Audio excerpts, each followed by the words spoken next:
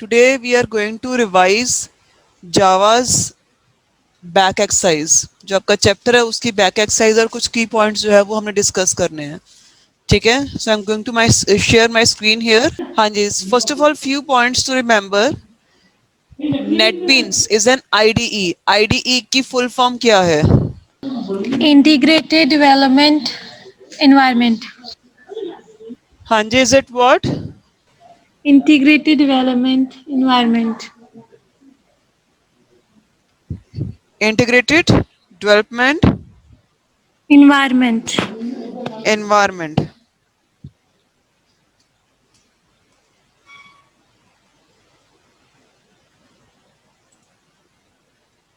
So IDE is used which we can develop GUI applications in Java. What is the full form of GUI?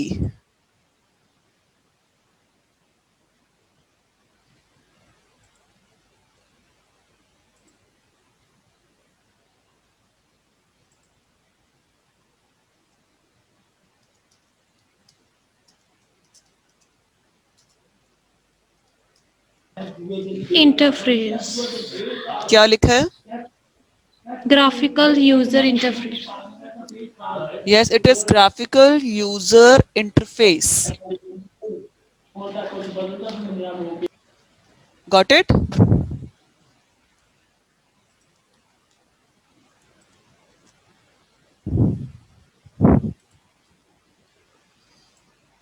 हाँ जी, Manish,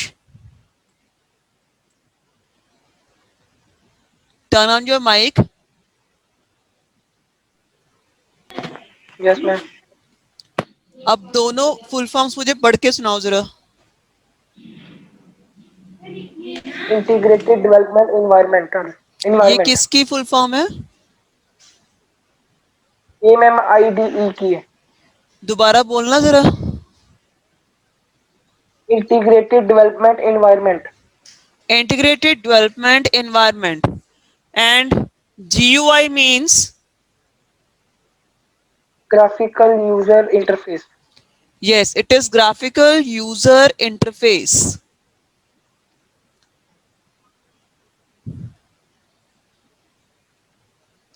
NetBeans provides various components used to create GUI front-end interface. Front-end interface कौन सा होता है? जो हमें सामने सामने नजर आता है. ठीक है, जो सामने नजर आता है उसको हम बोलते हैं front end interface. GUI component appearance and behavior is controlled by their properties and methods. जो राइट क्लिक करके मैं प्रॉपर्टीज एंड जो कोडिंग पार्ट में जाके हम मेथड यूज करते हैं, they are the properties and methods used. Then we have we should use meaningful names for controls. जो भी हमने किसी वेरिएबल का नेम रखना है या किसी भी चीज का हमने नेम रखना है तो हमें उनका मीनिंगफुल नेम रखना चाहिए जिससे हम उस कंट्रोल को इजिली आइडेंटिफाई कर सके. फाइन, ताकि हमारी प्रोग्रामिंग जो है वो कन्वीनियंट रहे. कुछ डेटा टाइप्स जो है वो जावा में सपोर्टेड है, like int, double, char and boolean. अब तक हमने इंट और डबल बहुत बार यूज किया है. ठीक है, एंड कैर एंड बूलियन भी जल्दी यूज करेंगे. String is an object reference type supported in Java. String में अपने आप में एक टाइप होती है, बट ये क्या होता है कि एक ऑब्जेक्ट रेफरेंस. ये याद रखो, स्ट्रिंग एक ऑब्जेक्ट रेफरेंस है या क्लास है जिसको हम ये कहेंगे कि ये बाकी टाइप से डिफरेंट है. जैसे बाकी टाइप स्मॉल केस में शुरू होती है, स्ट्रिंग का एस जो है वो कैपिटल से शुरू होता है. ठीक है, ये डिफरेंस क्यों है? क्योंकि स्ट्रिंग जो है, स्ट्रिंग एक टाइप नहीं है. स्ट्रिंग क्या है? एक क्लास. क्या है? एक. हाँ जी बेटा, स्ट्रिंग क्या है? एक Class. Class. हाँ जी, स्ट्रिंग क्या है? Class. Class. A variable must be declared before it can be used. Variable को सबसे पहले डिक्लेयर करना जरूरी है कि वो इंटीजर टाइप का है, वो कैरेक्टर टाइप का है, वो डबल टाइप का है. कंप्यूटर को बताना पड़ेगा. अगर नहीं बताएंगे तो ऑब्वियसली कंप्यूटर के लिए दिक्कत है कि ये कहां से आ गया, आसमान से टपका या भगवान ने भेजा, किसने भेजा. तो we must define it sorry, we must declare it before use, उसको यूज करने से पहले डिक्लेयर करना जरूरी है. Different types of operators are available in Java. Operators जो बेसिकली डिफरेंट ऑपरेशंस को परफॉर्म करते हैं, जिसमें हमारे पास एक है like arithmetic operators, plus, minus, multiply, divide, ये है arithmetic operators. Then we have logical operators, less than, greater than, less than, equal to, जो नॉर्मली हम इफ के साथ यूज करते हैं, ये वाले relational Equal, equal. Operators, not equal to and equal to, ये हम यूज करते हैं ताकि हम उसको मतलब इफ की कंडीशन को सेट कर सकें. फाइन. एंड ये नॉर्मल हमारे पास बाइनरी ऑपरेटर्स है, अर्थमेटिक ऑपरेटर्स, जिससे हम कोई भी प्लस, माइनस, डिवाइड, मल्टीप्लाई कुछ भी परफॉर्म कर सकते हैं. The if statement selects among a set of statements depending on the view of value of a controlling expression. जो वैल्यू आएगी उसके अकॉर्डिंग ही हमारा if statement जो है वो वर्क करेगा. फाइन. हाँ जी, is that clear? Yes, ma'am. Now Yes, I'm going ma'am. to ask you few questions and you need to participate equally.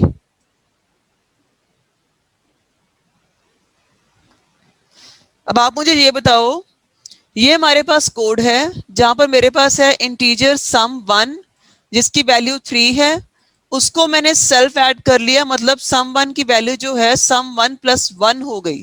That means कि यहां पर सम 1 की वैल्यू क्या हो गई? प्लस.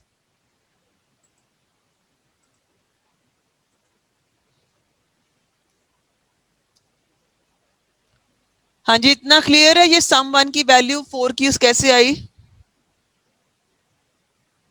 Yes, ma'am. क्योंकि सम 1 में हमने 1 को ऐड किया है. 3 plus 1. ठीक है. उसके बाद जे टेक्स्ट फील्ड, मेरे पास कोई टेक्स्ट फील्ड है, उसमें हमने सम 1 की वैल्यू को क्या कर दिया? ऐड कर दिया. This is the other way to put the text.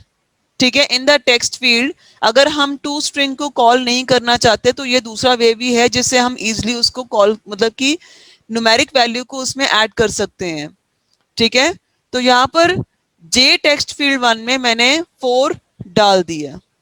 उसके बाद सम 1 में एक और ऐड किया, तो जे टेक्स्ट फील्ड में क्या ऐड हुआ? यहां जे टेक्स्ट फील्ड 2 में क्या ऐड हुआ, मतलब क्या एंटर हुआ? इस लाइन का मतलब बताओ मुझे.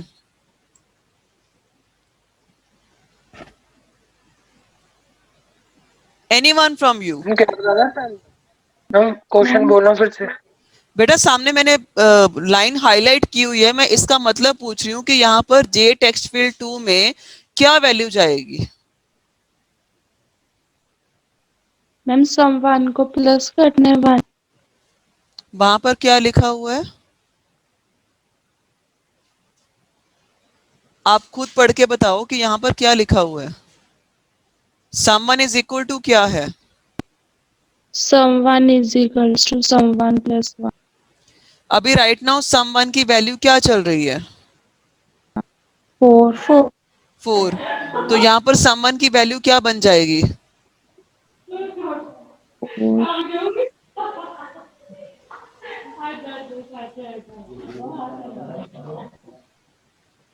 5. हाँ जी, मैम 5 बन 5. जाएगी. हाँ, 5 बन जाएगी. तो जे टेक्स्ट फील्ड 2 में क्या सेट होगा? 5. 5. अब यहां पर बताओ कि जे टेक्स्ट फील्ड 3 में क्या एंटर होगा, क्या सेट होगा? Sum 6. 6. 6.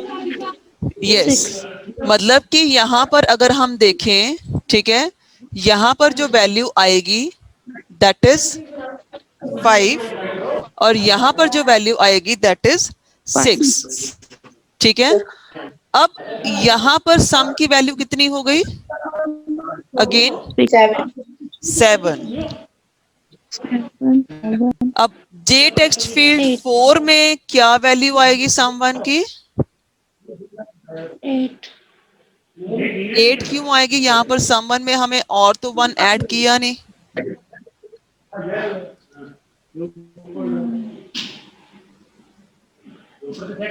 7 7 आएगी क्योंकि अभी हमने यहाँ कुछ भी ऐड नहीं किया। और जे टेक्स्ट फील्ड 5 में क्या आएगी वैल्यू?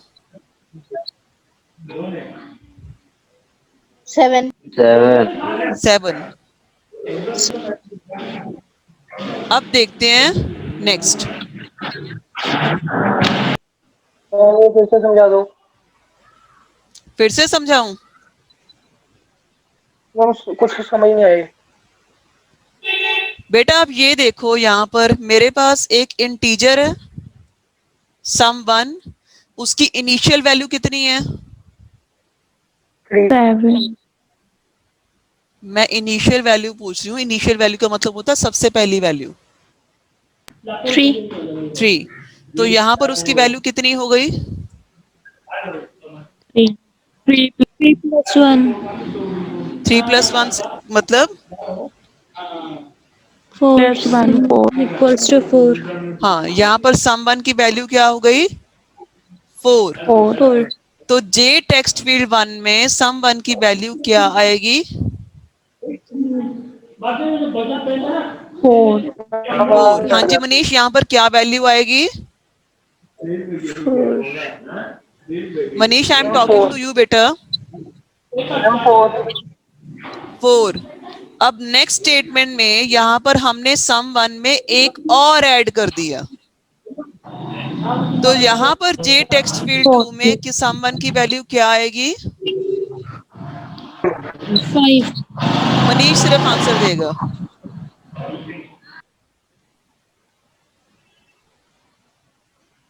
मैम 5 5। तो यहाँ पर नेक्स्ट लाइन में हमने एक और ऐड कर दिया। तो यहाँ पर 5 से वैल्यू क्या आएगी? 6 6। तो आप ये मान के चलो कि टेक्स्ट फील्ड 1 में हमारे पास वैल्यू है 4, टेक्स्ट फील्ड 2 में वैल्यू है 5, टेक्स्ट फील्ड 3 में वैल्यू है 6 और टेक्स्ट फील्ड 4 में हमने एक और यहां पर ऐड कर दिया। तो यहां पर वैल्यू क्या आएगी? 7 7। ठीक है। और टेक्स्ट फील्ड 5 में क्या वैल्यू आएगी? मैम इसमें कोई है नहीं तो 7 ही आएगा। हाँ 7 ही आएगा। तो कहने का मतलब ये है कि टेक्स्ट फील्ड 4 और 5 में हमारे पास सेम वैल्यू आएगी। Yes ma'am. ओके। 5 तो अब यहां पर आप बताओ कि अगर हम इसको कंसिडर करते हैं,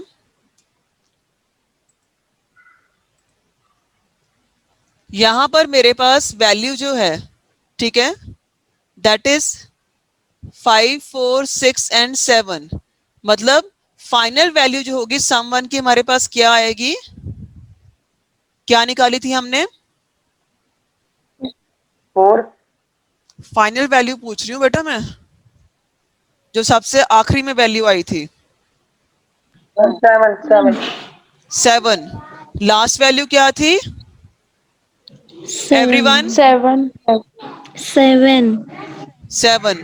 now tell me, now this your answer is 7 here. उसने यही पूछा है कि what will be the final value of someone, मतलब समवन की फाइनल वैल्यू क्या आएगी? तो वो हमारे पास क्या आई है? 7। Now this code is clear to everyone? Yes, ma'am. किसी को कोई दिक्कत है तो आप पूछ सकते हो। No ma'am. Ma'am, no. Ma'am, no. Now अब नेक्स्ट देखो यहां पे इस कोड को ध्यान से देखना जरा। दिस इज द इंटीजर, ठीक है। ए नंबर नाम का एक इंटीजर है जिसको मैंने वैल्यू कितनी असाइन की है? 14 14। अगर मेरे पास इफ कंडीशन है यहाँ पर, अगर a नंबर की वैल्यू 10 से ग्रेटर देन या इक्वल हो तो this is a greater than sign, ये ग्रेटर देन इक्वल टू का साइन है ना। Yes. तो यहाँ पर आप बताओ कि इफ की कंडीशन ट्रू है कि फॉल्स है। True. True, because a number की वैल्यू 14 है और ऑब्वियसली वो 10 से ग्रेटर है। ठीक है, तो Yes. अगर, हाँ जी, हाँ क्वेश्चन।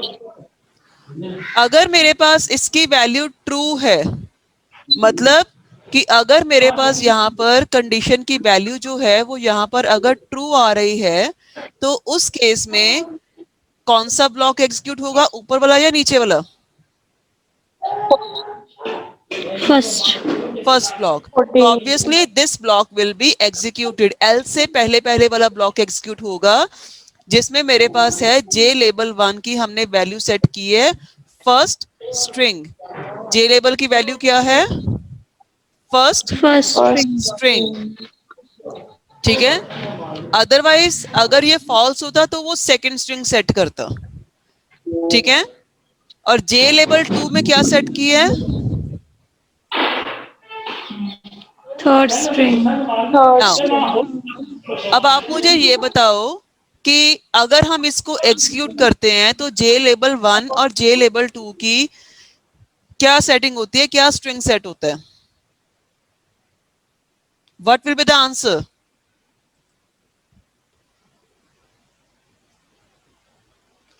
जे लेबल 1 में क्या आएगा और जे लेबल 2 में क्या आएगा।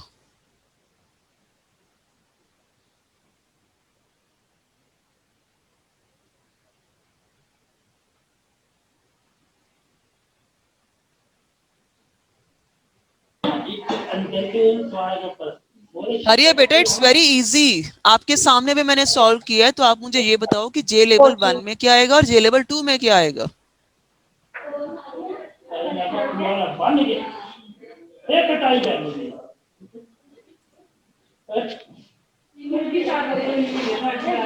हाँ जी, Amandeep Singh, unmute your mic.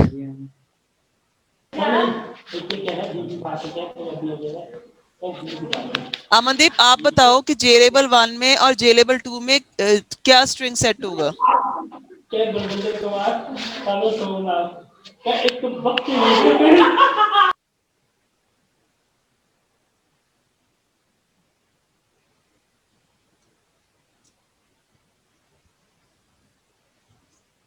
कुछ भी बोल दो, बोलो तो सही कम से कम। ये लेवल 1 में चैट बॉक्स में लिख दो, माइक आपका ठीक नहीं है।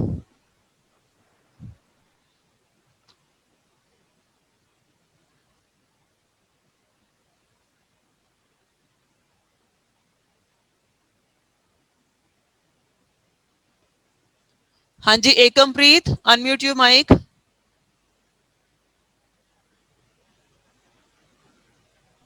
Yes ma'am. आप बताओ बेटा इसकी आउटपुट क्या आएगी। First string. मैं जे लेबल 1 में तो फर्स्ट स्ट्रिंग आ जाएगा, जे लेबल 2 में क्या आएगा।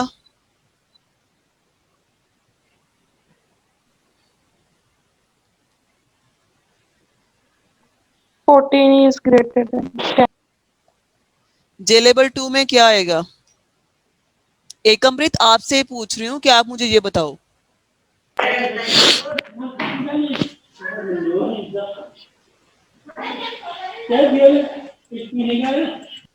मैम समझा नहीं, जे लेवल 2 मतलब। बेटा आपके सामने यहाँ पर दो लेबल्स नहीं है, लेबल 1 और लेबल 2,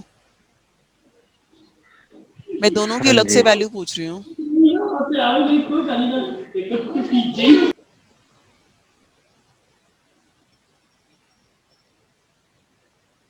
नहीं पता मैम, जे लेवल 2 में क्या है। सामने आ जाओ, एक जोर से चांटा लगाऊंगी आपको, सामने दिल लिखा दिख नहीं रहा यहाँ पर क्या है, क्यों नहीं पता आपको।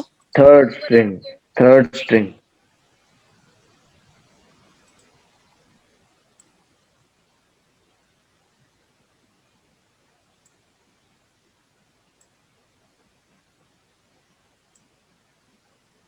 हाँ जी,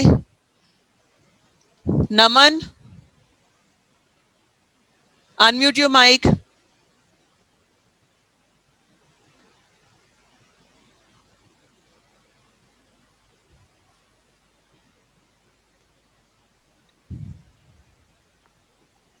वेयर इज नमन?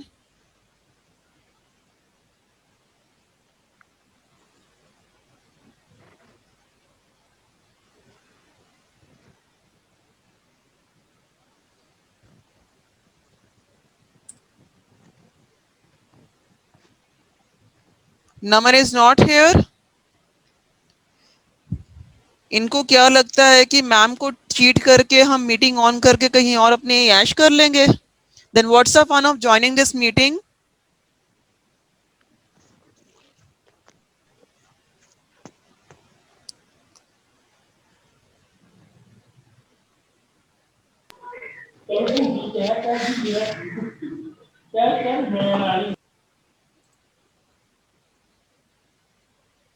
आप बेटा बोल रहे हो पर आपका माइक तो म्यूट है। म्यूट फॉर्म में मुझे कैसे सुन जाएगा?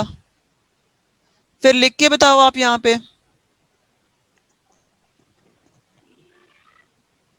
मैंने यहाँ पर बॉक्सेस भी हाईलाइट कर दिए हैं। जे लेवल 1 और जे लेवल 2 का ये सेट स्ट्रिंग सेट होता है, तो आपकी फाइनल आउटपुट डी है यहाँ पे, सॉरी सी है यहाँ पे। फर्स्ट स्ट्रिंग, थर्ड स्ट्रिंग, ये आप लिखोगे। जे लेवल 1 की वैल्यू आपकी आ रही है फर्स्ट स्ट्रिंग और जे लेवल 2 की वैल्यू आ रही है थर्ड स्ट्रिंग। इतना कोड अगर क्लियर नहीं है तो आप पूछ सकते हो, यू कैन आस्क।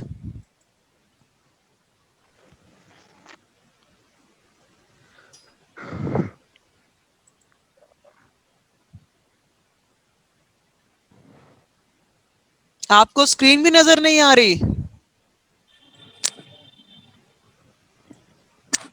मैम एक बार समझा दो। बेटा ये देखो, ma'am. सबसे पहले तो ये है कि हमारे पास जब हम इफ कंडीशन यूज करते हैं तो इफ कंडीशन में हमारी कंडीशन यहां पर चेक होती है, ठीक है। मतलब यहां पर अगर हम यहां पर इफ लिख रहे हैं तो what is the value of a number? First of all tell me. 14. 14. Yes, it is 14। 14. तो यहां पर इफ के अकॉर्डिंग हमारे पास कंडीशन ट्रू है कि फॉल्स है? True. Ma'am, true. ट्रू। तो ट्रू के केस में जे लेवल 1 में कौन सा सेट टेक्स्ट सेट होगा? फर्स्ट स्ट्रिंग और second string? First. First. First string. So obviously J label 1 will be equal to first string. और अब यहां पर ये चीज देखो, क्योंकि एल्स ब्लॉक में विदाउट करली ब्रेसेस सिंगल एक ही स्टेटमेंट आती है। इफ के अंडर एक ही स्टेटमेंट आती है अगर हम यहां पर ब्रैकेट्स या करली ब्रेसेस नहीं देते तो, ठीक है। तो जे लेवल 1 तक उसकी कंडीशन जो है वो इवेल्युएट होगी। जे लेवल 2 इज इंडिपेंडेंट। तो आप मुझे ये बताओ कि जे लेवल 2 की वैल्यू क्या सेट होगी?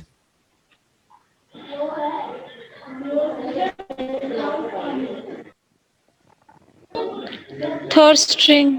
Yes, it is third string. So your option number C is right. That is first string and third string. Got it now? Yes, ma'am. Everyone? Yes.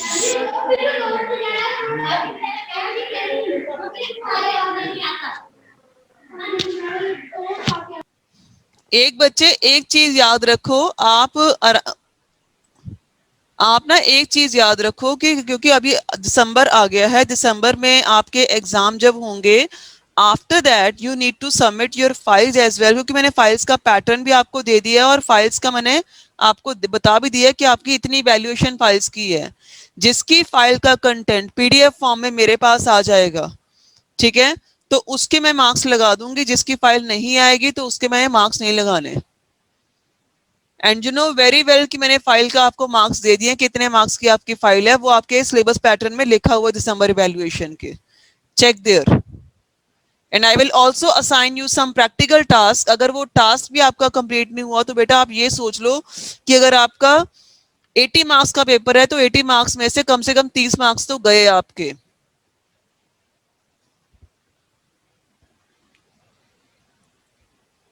और थ्योरी के भी अगर आपने वाइवा भी नहीं दिया फिर थ्योरी के मार्क्स भी नहीं रिलीज करूंगी मैं। That is why I am putting so much stress on the practical कि प्रैक्टिकल नहीं आएगा तो आप कुछ भी नहीं कर पाओगे। What's the fun of taking this IT subject if you are not aware? ध्यान दो जरा, प्रैक्टिस करा करो। मैं बार बार रोज रोज आपको मीटिंग में यही चीज बोल रही हूँ कि बेटा keep practicing, at least you can devote 15 to 30 minutes in a day।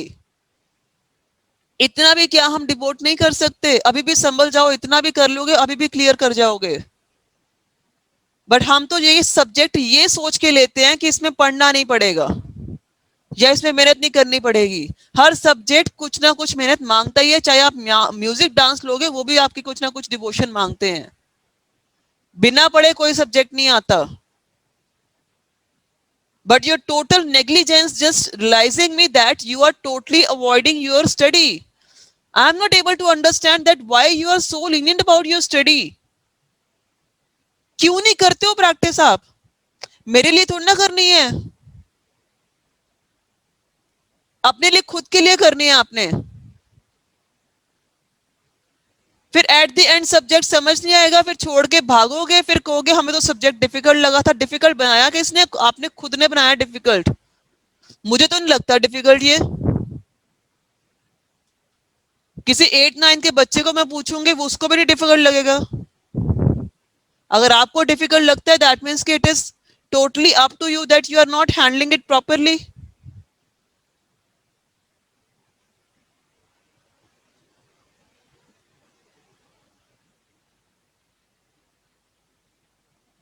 Assignment submit कराना दूर की बात है, आप लोगों को तो मीटिंग तक अटेंड करने में तकलीफ होती है कि उतने अभी मुझे इतनी सी स्ट्रेंथ नजर आती है इसमें।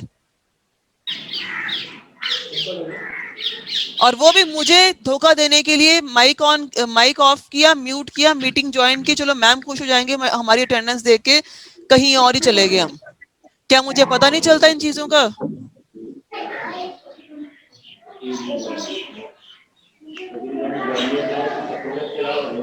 Look here, Shivani has joined the meeting, but she hasn't turned on her mic।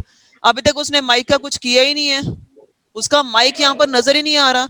That means कि just for attendance she is in the meeting, but from past many days I am just seeing her that she hasn't turned on her mic। क्या हुआ इतनी देर तक उसकी सारी meetings बिना mic की जा रही हैं?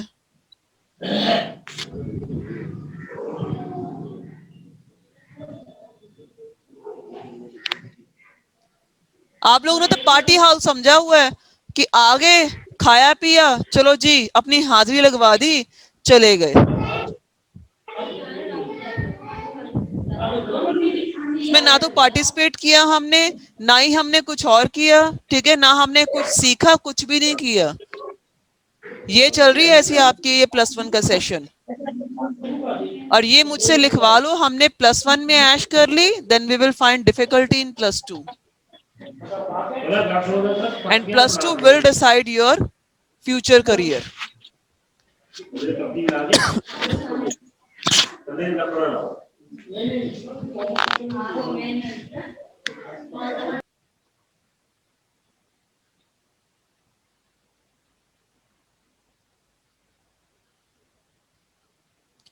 Can you tell me the syntax error in this statement? क्या है इसमें सिंटेक्स एरर?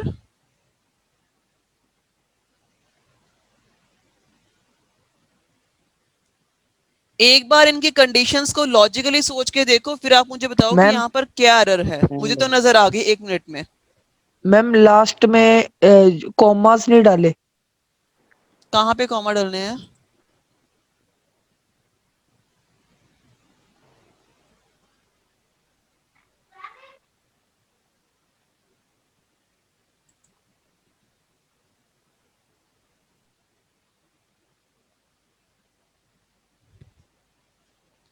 यहाँ पर इस कंडीशन में कॉमास तो आने ही नहीं है। यहाँ पे डबल यूनियन डाल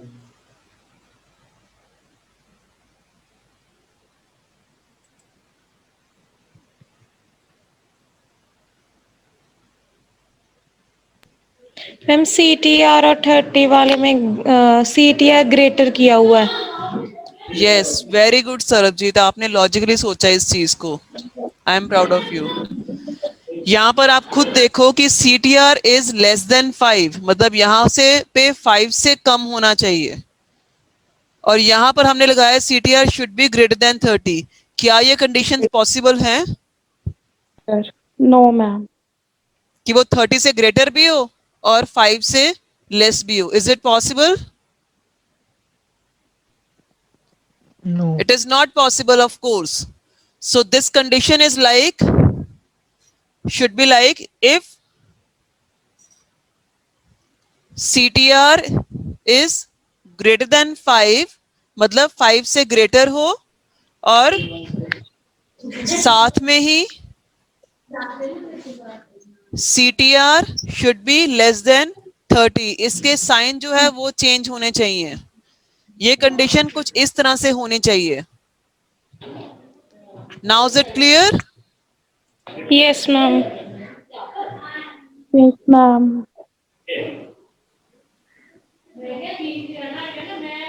नमन, नेट कनेक्शन अपना चेक करो कि आपकी स्क्रीन क्यों नहीं शो हो रही। सबको शो हो रही है, सिर्फ आपको नहीं हो रही।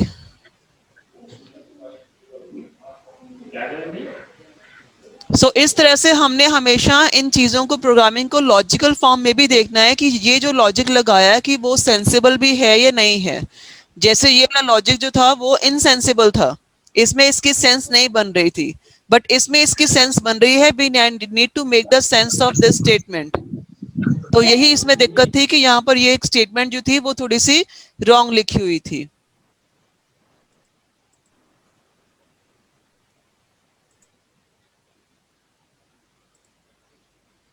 तो यहां पर क्या है, the test condition is always false, the test condition is always true. यहां पर क्या होगा कि यहाँ टेस्ट कंडीशन हमेशा हमारी क्या आएगी, फॉल्स, मतलब ये इसकी ऑप्शन जो है वो बी ऑप्शन है जो सिलेक्ट होगी यहाँ पे।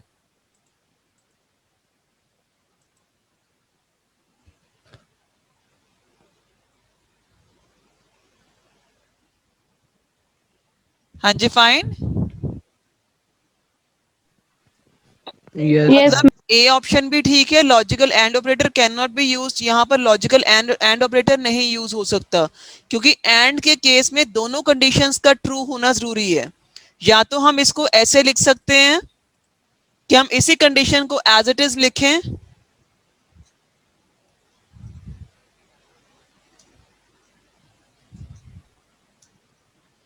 और इसमें लगा दें और ऑपरेटर। और में क्या होगा कि इसमें से कोई भी कंडीशन ट्रू हो जाएगी तो वो ट्रू स्टेट में आ जाएगा।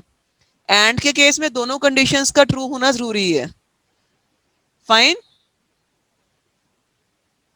Yes ma'am. Now your next question is,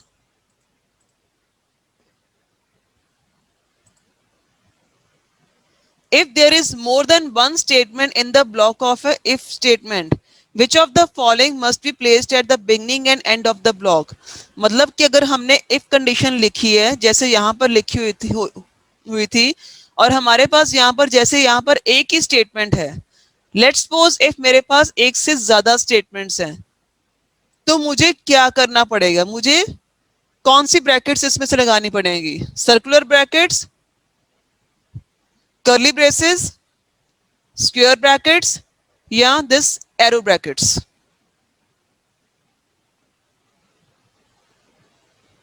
A. Ma'am A. A option.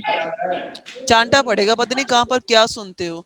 मैंने हमेशा कर्ली ब्रेसेस का नाम लिया है कि to define a block you need to go with curly braces. Parenthesis use होते हैं हमेशा फंक्शन के साथ, पैरेंथेसिस हमेशा यूज होते हैं फंक्शन के साथ। ब्रैकेट्स जो होती हैं वो यूज होती हैं हमेशा साइज डिफाइन करने के लिए, ठीक है। एंड एरोस हम less than greater than sign use करते हैं, इसके अलावा और कुछ भी नहीं है। एक स्ट्रक्चर डिफाइन करने के लिए, जैसे हमने इफ का स्ट्रक्चर या डिफाइन करना है या स्विच का स्ट्रक्चर डिफाइन करना है, then we always use this curly braces. एक फंक्शन का स्ट्रक्चर है, फंक्शन की बॉडी लिखनी है, इफ की बॉडी लिखनी है या फिर स्विच की बॉडी लिखनी है, हम हमेशा क्या करते हैं, हम कर्ली ब्रेसेस यूज करते हैं। हाँ जी, fine. Yes, Yes, ma'am. ma'am. To define a block of statement, we need the curly braces. Got it? Yes, ma'am.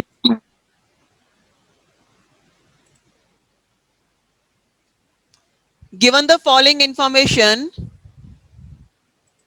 अगर देखो यहां पर मेरे पास a की वैल्यू क्या है 11, b की क्या है 22, c की है 33, 33. d की क्या है अगेन 11।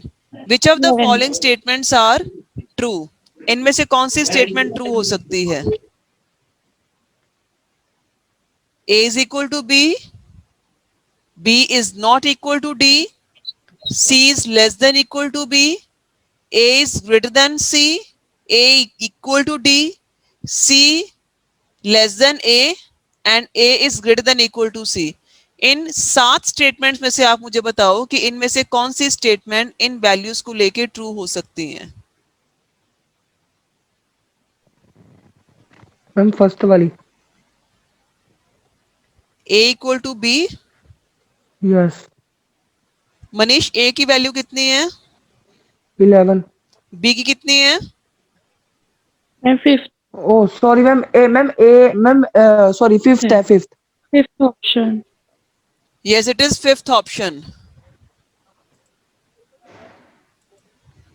और भी हैं? मैम और है ma'am fourth. a is less than c। Yes, और यस। बताओ।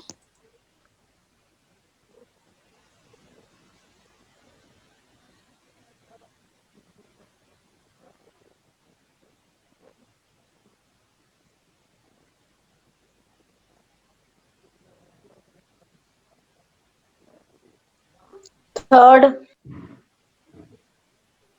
c is less than equal to b। बेटा c की वैल्यू कितनी है? Second है. c की वैल्यू 33 है और b की 22 है, तो c लेस कैसे हुआ? 7th. And second. b is not equal to d, obviously b is 22 and d is 11, तो b is not equal to d। तो 7th में क्या कह रहा है? a is greater than equal to c, a is having 11 and c is having 33। is it possible? Ma'am, no. और बताओ फिर। And sixth. c is greater than a, obviously c is greater than yes a। A.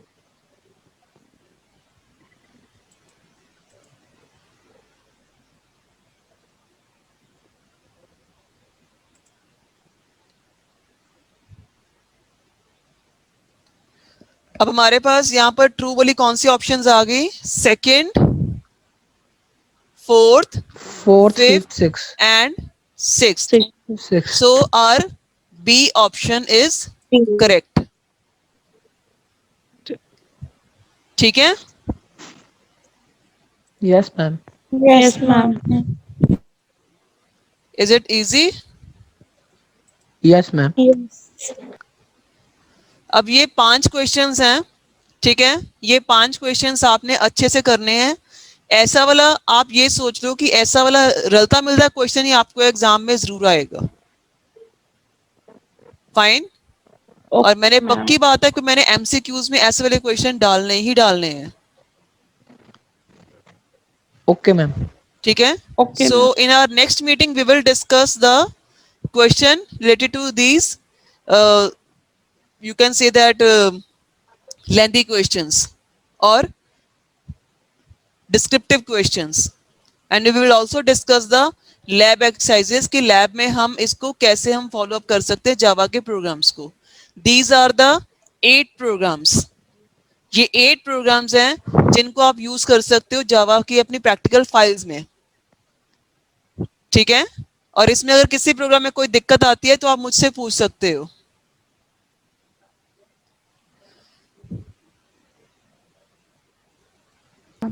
Okay ma'am. Okay बेटा। Okay ma'am. हाँ जी, सरबजीत को ये वाली meeting की recording चाहिए, कोई बात नहीं बेटा, शाम तक मैं ट्राई करती हूँ, then I will send the recording of this meeting. Fine. Okay ma'am. Okay, now you may leave बेटा। Okay bye ma'am. ओके।